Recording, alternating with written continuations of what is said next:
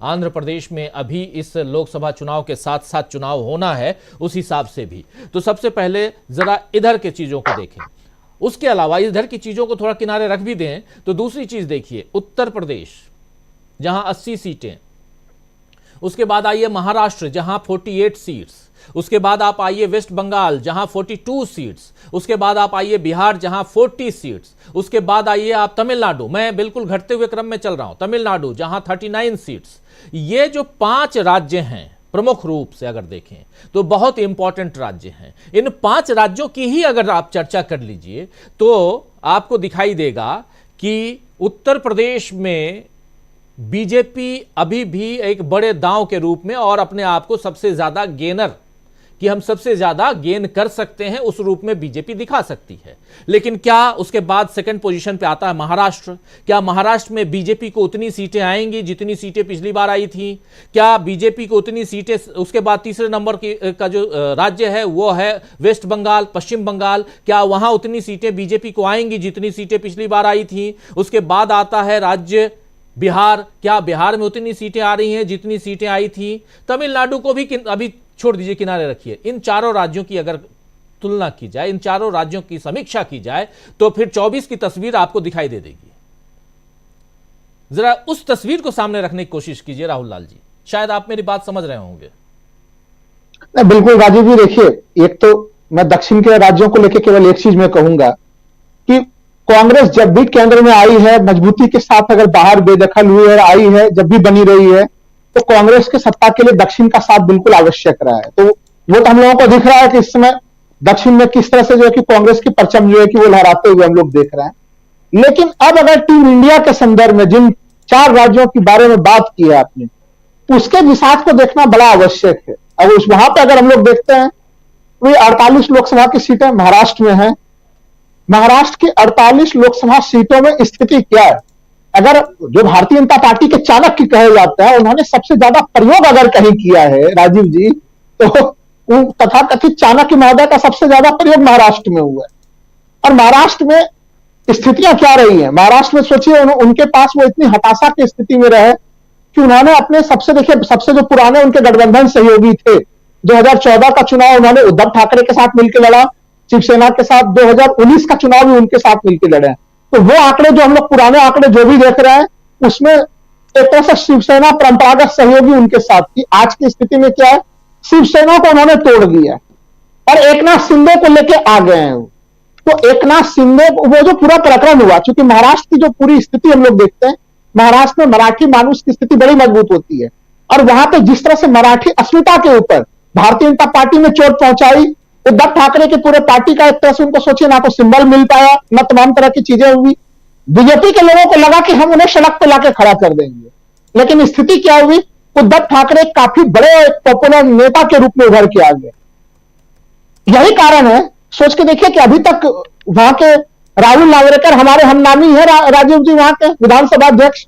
Supreme court उनको बार बार जो है कि उनको कहता रह गया उनको कि आप अयोग्यता के मामले पर सुनवाई कीजिए, उन्होंने अब तक तो सुनवाई नहीं किया। अब उनको 10 जनवरी का डेडलाइन दिया गया है, वो तो देखेंगे कि 10 जनवरी को क्या होगा। लेकिन आप उनसे भी देखिए, एकनाथ शिंदे से काम नहीं चला इनका।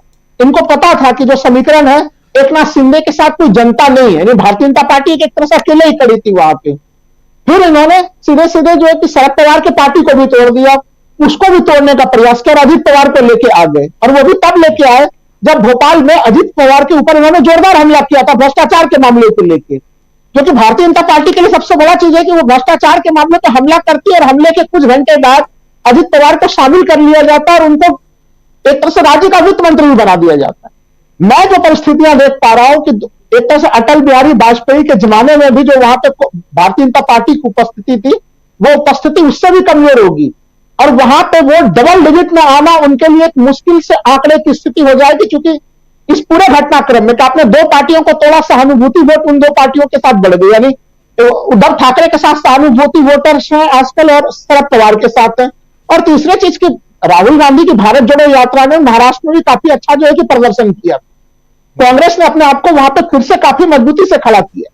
तो महाराष्ट्र में वो आंकड़े बिल्कुल बदलते और बिगड़ते हुए दिख रहे हैं बीजेपी के लिए। यही कारण है कि बीजेपी सोचिए कि देवेंद्र फडणवीस की स्थिति क्या बन गई राजीव जी। कहां पहले वो मुख्यमंत्री होते थे, डिमोशन होके उप मुख्यमंत्री बन गए और बाद में फिर अजित पवार को लाया गया तो उनसे सोचे कि वित्त मंत्रालय भी छीन लिया गया। तो बीजेपी के भीतर जितने सारे लोग अभी वहां पे लगे हुए थे ड्रेस बना के चंदन टीका लगा के, जो मंत्री पद का शपथ लेने के लिए लोग तैयार थे, उनको तो वो भी चीज नहीं मिला। तो भारतीय जनता पार्टी के साथ एक तो यह है कि वो अकेले भी है वहां पे दो टूटे टूटे अंगों को लेके, और भारतीय जनता पार्टी के महाराष्ट्र में एक तरह से भीतराघात की भी स्थिति बनेगी।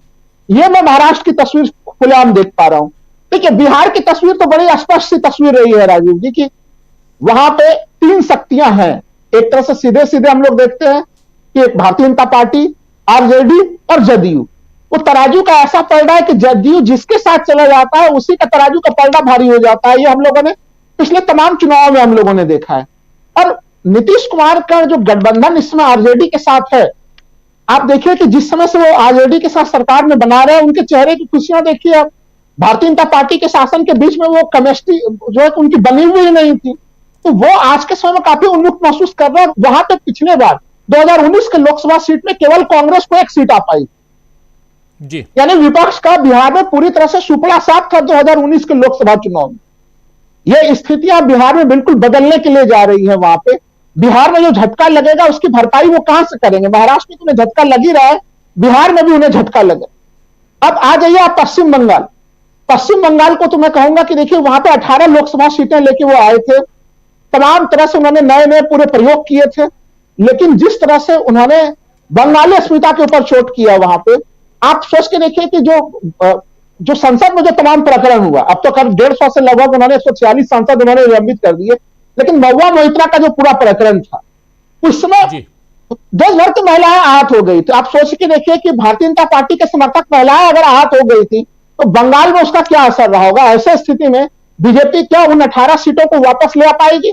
और हम लोगों ने विधानसभा चुनाव में देखा था कि अगर इन 18 सीटों को विधानसभा चुनाव में हम लोग ट्रांसलेट करते हैं तो राजीव जी वो कम से कम बीजेपी को गणित दिख रहा था कि 125 सीट्स वो पश्चिम बंगाल में जीतते हुए नजर आ रही थी, लेकिन पश्चिम बंगाल में वो 77 पे जाके चुनाव में सिमट गए थे। जबकि हमें लग रहा है कि भारतीय जनता पार्टी ने सबसे आक्रामक चुनाव प्रचार कहीं पे किया था, चुनाव में कहीं ताकत और शक्तियां झोंकी थी तो पश्चिम बंगाल था। वो वहां पे पूरे ताकत को ममता बनर्जी ने बिल्कुल इनको चक्काचूर कर दिया था।